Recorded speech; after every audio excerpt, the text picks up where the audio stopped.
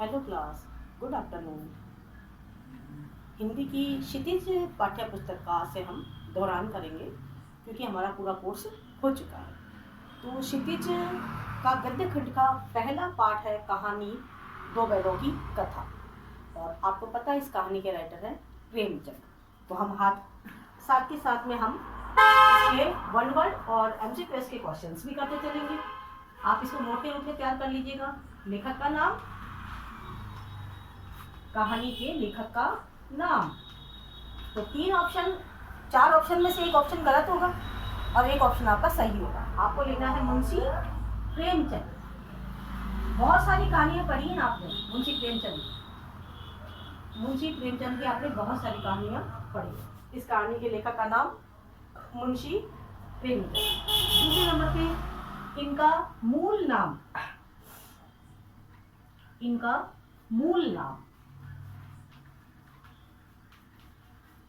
धनपत राय।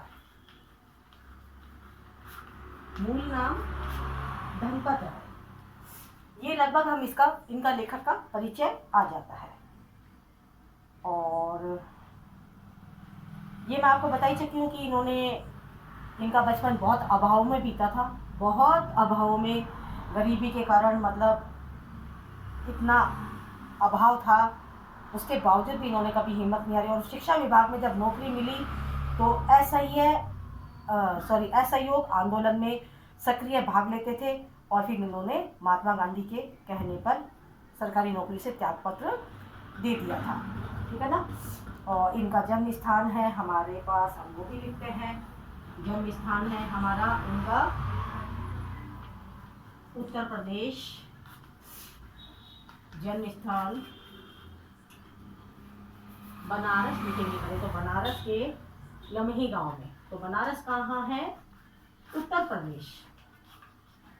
बनारस उत्तर प्रदेश के लमही गांव में। ठीक है। इन्होंने बहुत सारी कहानियाँ, इनकी मतलब रचनाएं हैं, उनमें सब कुछ है। ठीक है ना। मानसरोवर, सेवा सदन, प्रेमाश्रम, है ना, रंगभूमि, कायाकल्प, निर्मला गबन, ये तो बहुत इनकी, गोदान, कर्मभूमि, ये सब इनके प्रमुख उपन्यास है। इनके साहित्य की जो विशेषता है वो ये है कि ये जब लिखते हैं तो इनकी कलम से सामाजिक परिवर्तन लाने के लिए वो करते हैं। और उस समस्या को इतना गंभीर और इतनी मतलब सहज उससे वो कर देते हैं कि पढ़ने वाला पाठक अभिभूत हो जाता है इनकी लेखनी से। ठीक है। तो ये जो कहानी हम पढ़ रहे हैं, कहानी दो बैलों की कथा, ये आज़ादी से सरोकार रखती है। किस तरह से कि किसान के पास उसका जो धन होता है वो पशु ही होते हैं। किसान के पास जो उनका धन है वो पशु होता है। अगर उनके ऊपर अत्याचार किया जाए तो किसान कभी भी सहन नहीं कर पाता। इस कहानी के अंदर प्रमुख दो पात्र हैं। एक तो दो बैल, हीरा और मोती, और उनका मालिक झूरी किसान। तो झूरी नाम का किसान है, उसके पास में दो बैल है हीरा मोती। अथाह लगाव है दोनों के बीच में, इतनी कि शब्दों में बयान नहीं किया जा सकता। हीरा मोती में भी बहुत प्यार है और झूरी को भी अपने बैलों से बहुत प्यार है, अथाह प्यार है। अभावों के दिन होते हैं, कभी खाने को मिलता है, कभी नहीं भी मिलता है।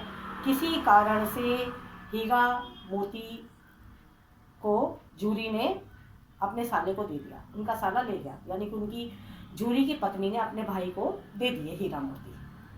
चले तो गए हीरा मोती। कहानी का सारांश बता दूंगा। अभी हम गद्य के जब गद्यांश करेंगे तो आपको स्टेप बाय स्टेप सारे पहले मैं करवाऊंगी। आपको मैं कहानी का सारांश पहले भी बहुत बार बता चुकी हूँ। अब वो झूरी का साला, गया नाम है उनका, है ना, वो ले तो जाते हैं लेकिन वो ना खुश थे। हीरा मोती दोनों बड़े ना खुश थे। ठीक है। झूरी की पत्नी ने अपने भाई को दे दिया, वो लेके चला गया। वो जब जाते हैं रास्ते में तो वो रस्सी छुड़ा करके भाग निकलते, क्योंकि वो उनको पसंद ही नहीं करते थे गया को। पसंद नहीं करते थे। करते करते जब वो भागते हैं तो एक मटर के खेत में चले जाते हैं। क्लियर बात है, मटर के खेत में जब घुस गए, आराम से मटर खा रहे हैं, भूखा प्यासा लेके जाता है उनको, पैदल पैदल मारता भी है, काफ़ी उन्हें प्रताड़ित करता है। जब वहाँ से वो आराम से खा रहे होते हैं तो बीच में एक और कोई आ जाता है, वो उनको पकड़ के कांजी हाउस में डाल देता है। कांजी हाउस वो जगह होती है जहाँ पशुओं को बंदी बना करके रखा जाता है। अब कांजी हाउस में देखा कि वहाँ तो भाई बहुत हालत ख़राब है, हीरा मोती दोनों के दोनों प्लान बनाते हैं कि यहाँ तो मर जाएंगे, अपने मालिक के दर्शन तो दूर छोड़ो, हम यहाँ मर जाएंगे। तो वो प्लानिंग करते हैं कि यहाँ से कैसे भी निकलना है अपने को, और दोनों येन केन कैसे न कैसे रस्सी तुड़ा के दीवार फांद के और निकल जाता है। बीच में भी उन्हें काफ़ी अड़चने आती हैं, कोई पकड़ना चाहता है, कोई उनके पीछे भागता है, लेकिन वो भागते भागते भागते भागते, और कई बार उनके चोटिल भी होते हैं वो भागते हुए, है ना। यहाँ पर दिखाया गुलामी, कांजी हाउस को दिखाया गया है गुलाम, और हीरा मोती ने इतनी मतलब दोस्ती के साथ में आपस में, अगर हीरा को चोट लगे तो मोती को दर्द होता है, मोती को चोट लगे तो हीरा को दर्द होता है। आपस में जब भी वो दुखी होते थे कांजी हाउस में, तो एक दूसरे को चाट कर बहला, मतलब ऐसे कुछ काट करके एक दूसरे चुप होते थे। रास्ते में भी उनके ऊपर जब जब विपत्ति आई, दोनों ने संघर्ष करके आमना सामना किया, दोनों ने मिलकर के सामना किया। ये नहीं उसको पकड़ा गया, एक को पकड़ लिया तो तुरंत दूसरा आया, उसने भी सींगों से वार करके अपने दोस्त को बचाया। तो गुलामी आज़ादी के बारे में तो प्रतीक है ये कहानी कि कैसे आज़ाद होने के लिए उन्होंने कितना संघर्ष किया, स्वतंत्रता की ओर इशारा करती है, साथ में घनिष्ठ मित्रता की ओर भी संकेत करती है। वहाँ से वो जैसे भी छूटते हैं, भागते भागते अचानक उन्हें एहसास होता है कि रास्ता हमारा जाना पहचाना है। हीरा मोती की चाल बढ़ जाती है। होता है ना जब हम कहीं गुम हो जाते हैं और अचानक से हमें रास्ता जाना पहचाना लगने लगे, तो हमारी चाल, हमारे चेहरे की रंगत, कहाँ तो मरे हुए से चल रहे थे, कहाँ उन्हें अचानक से जब लगने लगा कि जाना पहचाना रास्ता, तो उनके अंदर एक जोश आ गया, और हीरा भाग, मोती भाग, दोनों भागते भागते भागते भागते जैसे ही वो अपने गांव का वो दृश्य देखते आ गए, और बिना रुके बिना थके झूरी के मकान के आगे आते हैं। जब तक तो झूरी की पत्नी को भी सबक मिल जाता है कि नहीं मैंने गलती की थी, और आकर के झूरी के लिपट जाते हैं। झूरी उन्हें प्यार करता है, वो झूरी को प्यार कर रहे होते हैं। बहुत लंबे समय के बिछुड़ने के बाद उनका मिलन होता है। फिर झूरी की पत्नी भी उनके लिए चारा लाती है, रोटी लाती है, पानी देती है उन्हें, और इस बीच में वहाँ पर एक बच्ची से भी उसे प्यार हो जाता है। एक बच्ची जिसकी माँ नहीं थी, वो भी उसे रोटी देती है, उससे भी हीरा मोती को बहुत लगाव हो जाता है।